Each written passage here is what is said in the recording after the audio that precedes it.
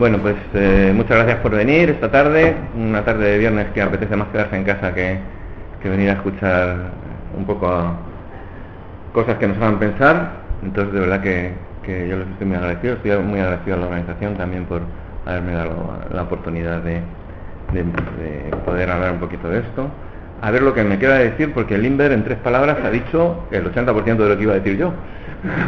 Entonces, lo que he visto es que tengo poca capacidad para sintetizar, pero bueno, yo lo he traído preparado, lo voy a decir. ¿Qué es la memoria? Me decía Rosa antes de empezar que ella va a hablar de neuronas y cosas así, yo voy a hablar de palabras, y efectivamente para hablar de palabras pues voy a empezar pensando qué es la definición de memoria, ¿no? ¿Qué es la memoria? Pues yo he buscado en la RAE, el diccionario de la Real Academia, y la Academia nos dice que es la facultad psíquica por medio de la cual se retiene y se recuerda el pasado. Para intentar comprender cómo funciona la memoria podemos acudir a lo que es un concepto de la memoria clásico o el concepto cibernético de cómo funcionan los ordenadores, por ejemplo, ¿no? Pero bueno, yo he pensado un poco en un ejemplo más clásico. Para retener cosas fuera de nuestra cabeza, los seres humanos, la cosa más antigua que hemos hecho probablemente es la pintura y la escritura. Entonces, si pensamos en un ejemplo como puede ser la escritura, yo tengo una vivencia, por ejemplo, sé cómo cultivar una flor roja y quiero guardar eso en una memoria. ¿Qué hago? Pues lo convierto en escritura, escribo, lo pongo en un papel, lo tengo que poner en un papel que tenga una duración para que dentro de unos años, cuando vaya a buscarlo, todavía se pueda leer, utilizar una tinta que pueda permanecer unos años. Ese papel lo acumulo con otros papeles, formo un libro, y este libro lo almaceno en una estantería. Tengo que recordar en qué libro he hablado de la flor roja y en qué estantería he guardado el libro, que a su vez esa estantería estará en un pasillo que estará en la 3ª planta de una biblioteca. De esta manera el proceso es más o menos, hay una vivencia, le prestamos una atención y a través de una percepción recibimos esta vivencia, hacemos un proceso de fijación para más adelante hacer un proceso de recuperación que completará el recuerdo de la memoria. Este sería un poco todo el proceso, ¿no? Que en una cosa tan simple como voy a recordar el número 3. ¿Qué número he recordado? El 3. Pues en este proceso tan simple hemos tenido que efectuar todos estos pequeños pasitos. Son muchos pasos en los que algo puede fallar. Si todos los pasos se consiguen con éxito, tendremos un recuerdo exitoso. Si alguno de los pasos falla, pues el proceso completo de la memoria falla. La especie humana tiene un modo peculiar de recordar que no tienen otras especies. El síntoma. El síntoma como modo de memoria. La repetición o el síntoma es un modo de recordar. Repetición y recuerdo son modos antagónicos de recuperación. Por un lado, el recuerdo alude a lo que sucedió en el pasado, como contaba en el ejemplo de almacenar algo. Pero el síntoma, que como decía es otro modo de recordar, es una actualización, es un traer al presente algo que pasó en el pasado. Freud nos dice en Estudios sobre la histeria en 1985 que la histérica sufre de reminiscencias, es decir, rememora mediante el síntoma el sufrimiento vivido en un momento traumático del pasado.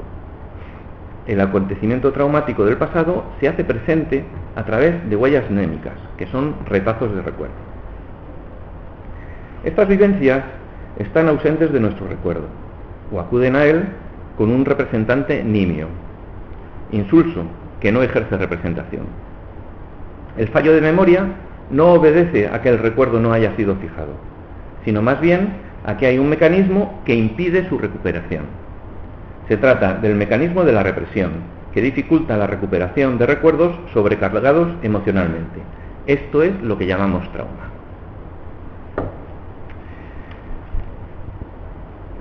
Por ejemplo, ¿qué es esta cuestión del trauma? Tenemos un recuerdo y este recuerdo, por una parte, no somos capaces de recuperarlo y por otra parte, este recuerdo nos produce algo que llamamos síntoma. Por ejemplo, Freud nos cuenta en este libro de estudios sobre la histeria ya un primer caso que os voy a contar una pequeña viñeta muy cortita. Anna O es la primera paciente sobre la que Freud escribe y hay un momento determinado en el que tiene un síntoma que es que no puede beber agua. No puede beber agua hasta el punto de que cuando le ofrecen agua para beber siente tal repulsión que es incapaz de beber y llega a poner en peligro su vida. Tiene que durante meses tomar fruta para poder hidratarse porque tiene una verdadera incapacidad para beber agua. Este es el síntoma. Entonces Freud, que en aquella época todavía utilizaba la hipnosis, dentro del estado hipnótico la pregunta que por qué no puede beber agua. Ella no lo sabe y la empieza a tirar un poco del hilo para preguntarla, para buscar recuerdos que tengan que ver con esto que está sucediendo aquí. Al final, tirando un poco de recuerdo tras recuerdo, aparece un recuerdo de una situación en la que la criada de la paciente está dando de beber agua en un vaso al perro de la familia. En ese momento, la paciente que lo presencia siente una repulsión tal y una sensación de horror tan grande que, ella se marcha de la habitación, pero bueno, esta sensación de repulsión es tan grande que le queda impresa de alguna manera.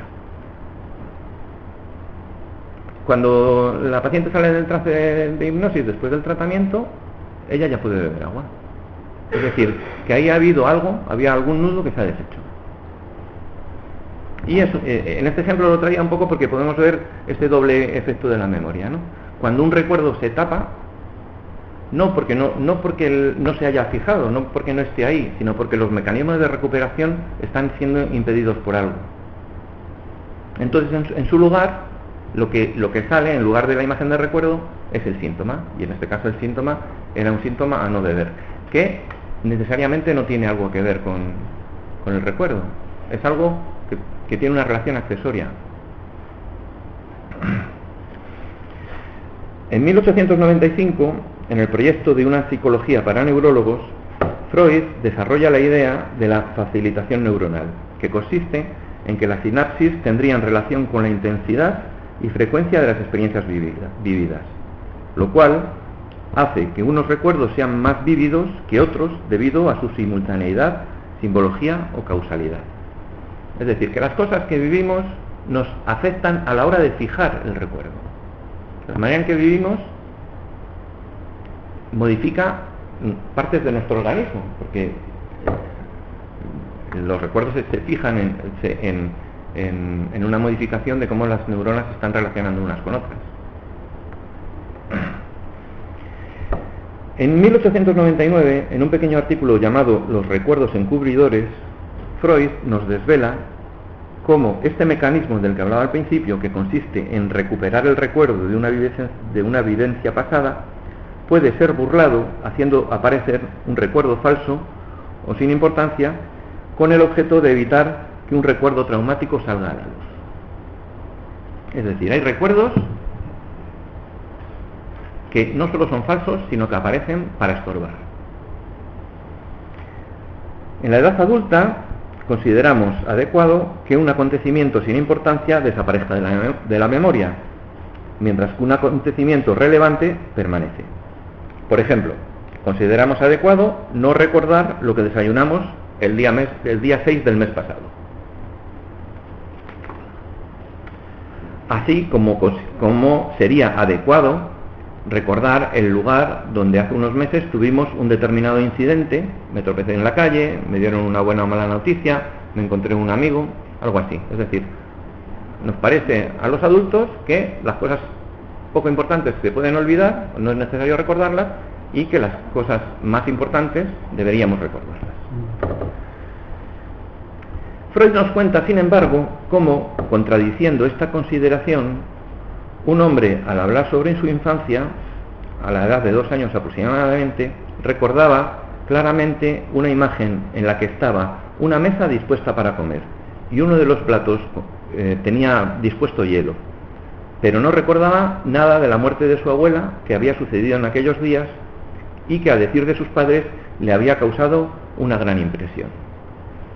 Es decir, este hombre del ejemplo recordaba una imagen infantil muy lejana, porque era un hombre adulto que recordaba algo de cuando tenía 2 años, y recordaba cosas que no tenían ninguna importancia, pero sin embargo, cosas que a él le habían afectado mucho, no podía recordarlas. La tesis de Freud es que todos estos recuerdos sin importancia colaboran a ocultar otros recuerdos de vivencias traumáticas, pero propone que mediante la asociación libre se podrá burlar la resistencia que bloquea el recuerdo cargado emocionalmente, por medio de la recuperación del recuerdo encubridor que, asociado a la emoción que no le corresponde, terminará haciendo aflorar el recuerdo oculto. Estos recuerdos nimios o sin importancia son elegidos por contigüidad espacial o temporal con el recuerdo oculto, es decir, sucedieron próximos en el lugar o en el tiempo a las vivencias que quedaron ocultas. En el ejemplo que hemos puesto antes, el paciente, en lugar de recordar la muerte de su abuela, que fue muy doloroso, recuerda algo que pasó probablemente en uno de esos días, una imagen de la mesa dispuesta para comer. Freud nos pone otro ejemplo, con el ejemplo de una paciente que recordaba unos pasajes de una obra musical que no tenían nada que ver con su vida, mientras que a través de un posterior análisis de la situación se encontró un recuerdo traumático que estaba asociado a otros pasajes de esa misma obra musical. Se había sustituido un trozo de la obra por otro, cuando el que estaba oculto era el que tenía una carga emocional y el otro era insignificante. En otro caso, un joven le narra a Freud un recuerdo infantil en el que él tiene 3 años y juega con unos niños y una niña. Están cogiendo unas flores amarillas de diente de león, cuando alguien les ofrece pan. Él arroja las flores y toma el pan. Recuerda el sabor del pan de un modo especialmente placentero. Al buscar asociaciones a este recuerdo, relata que a los 17 años volvió al lugar donde se desarrolló aquella primera escena, a pasar unas vacaciones invitado por unos amigos de sus padres. Esta familia tenía una hija de 15 años, de la que se enamoró intensamente. Además, vivían en una posición desahogada económicamente, lo cual le causó una cierta envidia al compararlo con las estrecheces que experimentaba su propia familia. El amor que vivió por esta muchacha fue mantenido por él en secreto con gran intensidad y durante mucho tiempo. No puede evitar pensar que, de no haberse mudado su familia cuando él contaba 3 años, habría vivido una vida más desahogada y podría haberse casado con aquella muchacha. El día que la conoció, esta muchacha llevaba puesto un vestido amarillo. Durante mucho tiempo después, no pudo evitar sentirse impresionado cada vez que se encontraba con un objeto amarillo como aquel vestido. Recuerda a continuación cómo, 3 años después, estando él realizando estudios universitarios artísticos, supo de la intención de su padre de sugerirle un cambio de estudios, por otros que le garantizasen un mejor sustento. En esta época universitaria gustaba de hacer excursiones por los Alpes, donde acostumbraba a ver una especie de flor amarilla de dientes de león que le recordaba al amarillo del vestido de aquella muchacha. En este momento sugiere Freud que hay un paralelismo entre la escena del recuerdo infantil en la que aparece el diente de león, donde arrojar las flores para recibir el pan que le ofrecen. Sugeriría la intención del padre de que cambie de estudios para ganarse mejor la vida. Encontramos pues 2 fantasías, la de ganarse mejor la vida y la de casarse con la muchacha, que se han fundido para generar un recuerdo infantil. Sorprendido porque lo que él suponía un recuerdo solo sea el producto de una fantasía, el sujeto reconoce en el acto de arrojar las flores no solo el deseo de tomar el pan, sino su curiosidad por desflorar una mujer en el matrimonio, asunto que le ha sido inconsciente hasta este momento. El intenso placer sentido al saborear el pan y posteriormente recordado con la misma intensidad no es más que una distracción que nos aparta de lo fundamental del recuerdo. De este modo, Freud nos muestra cómo de un deseo inconsciente surge un recuerdo encubridor, cuya misión es ocultar una vivencia cargada emocionalmente. Hemos visto, creo que bastante claramente en el ejemplo, cómo hay unos elementos que al paciente le causan en el presente emociones intensas, pero que han estado actuando como distracción para llegar a través de apoyarnos en ellos. Nos apoyamos en las flores amarillas que coinciden con el color amarillo del vestido, que además las flores amarillas del recuerdo son un diente de león, que es lo mismo que a él le gustaba disfrutar en sus paseos, para llegar al final a decir, de flores nada, a mí lo que me interesa es cómo se desflora una mujer. Entonces vemos cómo ponemos unos recuerdos en lugar de otros para tapar los que realmente no son penosos.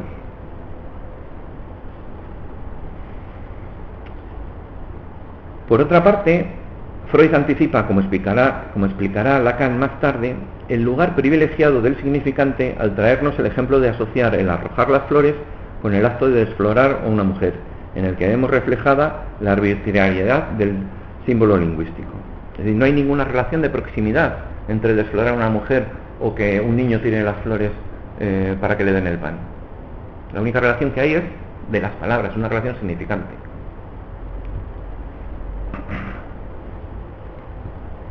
Comenzamos a ver claramente, tras estas descripciones, cómo para Freud el recuerdo es algo que está ligado más a las emociones que a la realidad que se experimentó en la vivencia.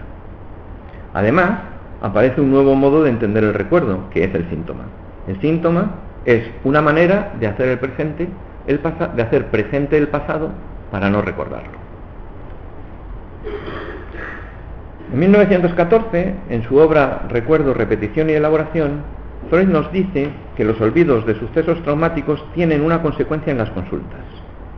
Cuando un sujeto comienza un análisis, lo más habitual es que el analizado no recuerde los sucesos olvidados, pero los haga presentes mediante actos. Actos que no sabe que son sus propios recuerdos. Hay varios ejemplos de actos de este tipo, como puede ser la rebeldía de un paciente hacia el terapeuta, que realiza para no recordar la rebeldía que vivió en la adolescencia contra sus padres, o bien el paciente que se avergüenza de acudir al psicólogo en lugar de recordar la vergüenza que sintió ante cierta actividad sexual infantil, o tal vez se lamenta de que nada le sale bien y no consigue terminar sus proyectos, en lugar de recordar que sus investigaciones sexuales infantiles se vieron truncadas por la perplejidad que sintió ante algún descubrimiento sorprendente para su mente inexperta. En palabras de Freud, mientras el sujeto permanece sometido al tratamiento, no se libera de esta compulsión a repetir, y acabamos por comprender que este fenómeno constituye su manera especial de recordar, lo que nos viene a decir que el síntoma, es decir, la repetición, es un modo de recordar, y está por tanto ligado a la memoria. En el manuscrito M, Freud estatuye los lazos entre las fantasías y la memoria. Las fantasías, verdaderos montajes destinados al servicio de ocultar y desvelar el deseo, sustituyen a los recuerdos.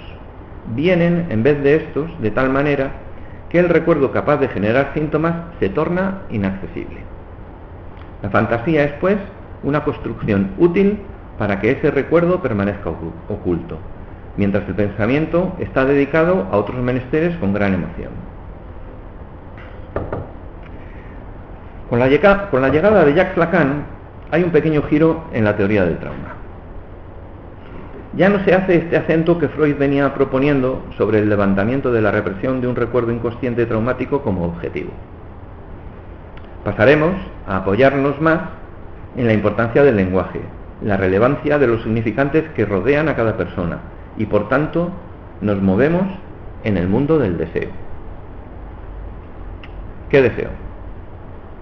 el deseo en la neurosis.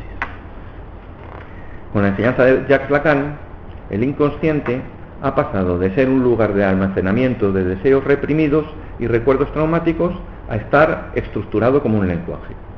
Es decir, está organizado igual que los significantes, esas palabras que encierran la verdad del sujeto. Significantes que aluden sin tocarlo a lo real del trauma.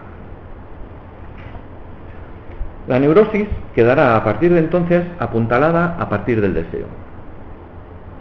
A decir de José María Álvarez, en Estudios de Psicología Patológica, son dos los pilares que apuntalarán la neurosis: el deseo y la pregunta neurótica. Yo traigo aquí solo al primero de ellos, aunque ambos están íntimamente ligados dentro de cada uno de nosotros. El deseo es inherente en la condición humana hasta tal punto que Lacan llegará a decir que la clasificación estructural de Freud puede ser explicada desde cómo se posiciona el sujeto frente al deseo y sus avatares.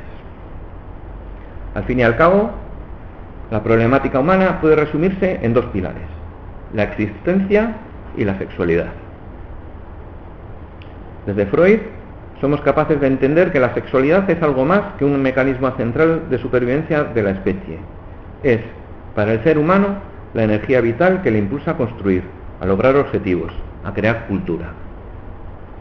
No podemos hablar del deseo sin mencionar a Platón, quien en el banquete nos ilustra por boca de sus invitados sobre los designios del deseo. El deseo se halla entre la muerte y la vida, entre la pasión y la decadencia. Como nos dice en boca de Diotima, más lo que se consigue siempre se le escapa. A ver un poco, permiso.